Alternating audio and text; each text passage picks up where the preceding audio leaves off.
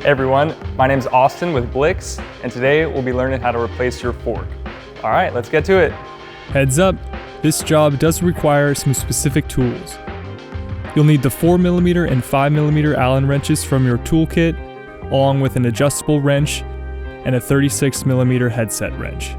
To start, we'll detach the front fender from the fork. Unscrew the bolts that attach the fender struts to the bottom of the fork on both sides.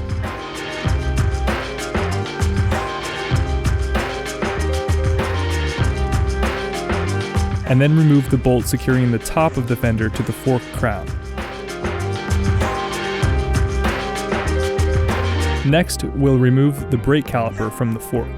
Use the 5mm Allen wrench to unscrew both bolts attaching the caliper to the fork mount. You can move the fender struts back to give better access to the caliper if necessary.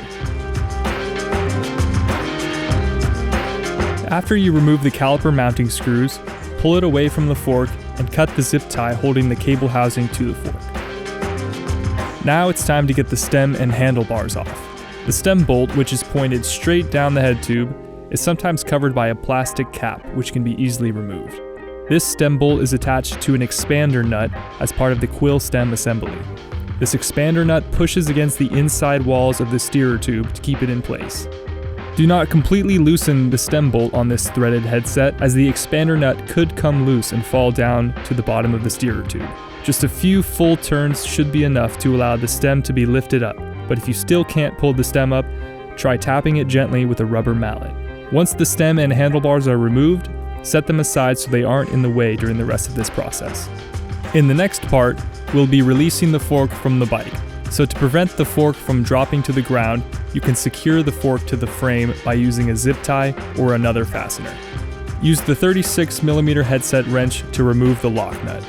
If necessary, you can use the crescent wrench to grip the threaded bearing race below the lock nut to provide more torque. After unscrewing the lock nut, lift off the anti-turn washer. Then unscrew the threaded bearing race, again using the 36mm headset wrench.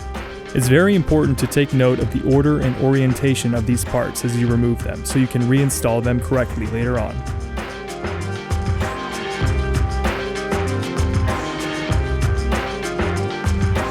Now that the fender, brake caliper, and headset have been removed, we should remove the wheel from the fork.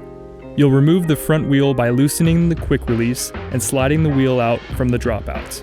If you do not have a bicycle repair stand, it may help to set the bike on its side.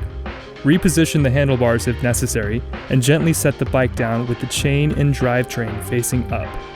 Now you can pull the wheel off and set it aside. The fender and brake caliper will still be attached to the bike by their cables, so do your best to set those out of the way as well. Now you can pull the fork out from the bottom of the head tube. Look for the final bearings on both the top and the bottom of the head tube. The grease may cause these bearings to be stuck to either the head tube or the fork itself. Again, it's important to take note of the order and orientation of all these headset parts and bearings, so be sure to set them aside carefully.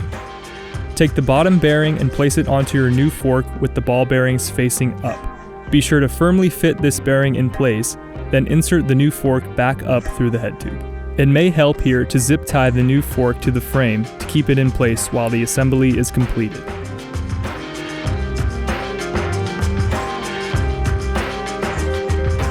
Now, with the bike still on its side, we'll reattach the fender starting with the top of the fender to the fork crown. You can tighten these bolts by hand at first, but be sure to go back and tighten them fully later on. Next, we'll reattach the wheel so we can get the bike upright again. Insert the wheel into the dropouts and tighten the quick release as normal. The bike is now safe to be brought upright again for the rest of this process.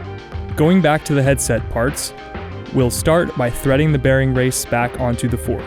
Make sure that the top bearing is still in place, or place it onto the headset if necessary.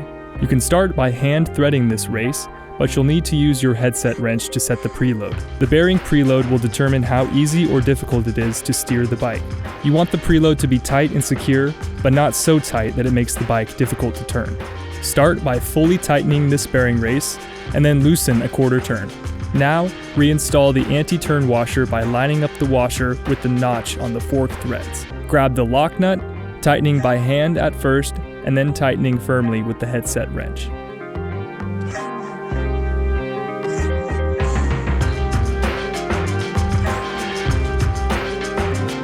Test out the preload by turning the wheel back and forth by hand, taking note of the torque required. If you over-tightened the bearing race, the fork will not turn smoothly. Loosen the race as necessary, making small adjustments and checking the preload periodically.